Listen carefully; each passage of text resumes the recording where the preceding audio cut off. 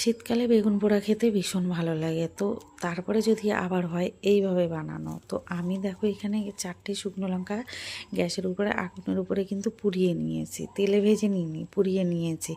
কারণ তেলে ভাজার থেকে পোড়ানো লঙ্কার কিন্তু স্বাদ আলাদা, আর সেন্টটাও একেবারেই আলাদা হয়, আর খেতে ভীষণ ভালো লাগে। তো এখানে দেখো আমি পেঁয়াজও কেটে নিয়েছিলাম, তো পেঁয়াজ, নুন আর শুকনো লঙ্কা ভালো করে মিক্সড করে নিয়েছি।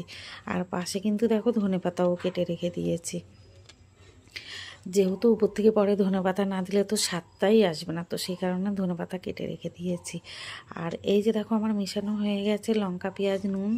আর তারপরে দেখো এখানে এই যে বেগুন, টমেটো পুড়িয়ে ছাড়িয়ে পরিষ্কার করে রেখে নিয়েছি। এবার আমি বেগুনটাকেও ভালো করে মেখে নেব আগে, তারপরে টমেটোটাও মিক্সড করে নেবো এর সাথে, একসঙ্গে দুটো মেখে নেব ভালো করে।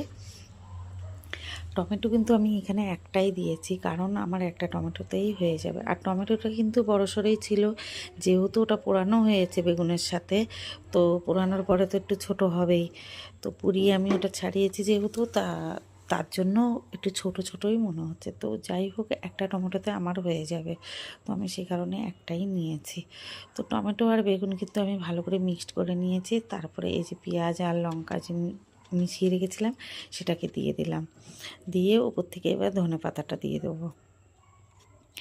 তো ধনেপাতাটা দিয়ে আমি ভালো করে মেখে নিচ্ছি। আর পাশে সর্ষের তেল, মানে প্যাকেট থেকে আমি সর্ষের তেলটা ঢেলেছিলাম, তো একটু বেশি হয়ে গেছে, তো প্যাকেটের ভিতরেই রয়েছে, তো এবার আমি প্যাকেট থেকেই তেলটা দিয়ে দেবো। তো দিয়ে এই যে ভালো করে আমি মেখে নিয়েছি। আর জানো তো সর্ষের তেলটা দেওয়ার পরে উফ, যা একটা সেন্ট বেরিয়েছে না, মানে অসাধারণ, এত সুন্দর সেন্টটা মনে হচ্ছে যে কি বলবো। সবথেকে বেশি টেস্টি খাবার মনে হচ্ছে এইটাই। তো শীতকালে বেগুন পোড়া না খেলে কি হয় বলো, সে বেগুন পোড়া তো খেতেই হবে, আর এইভাবেই খেতে হবে।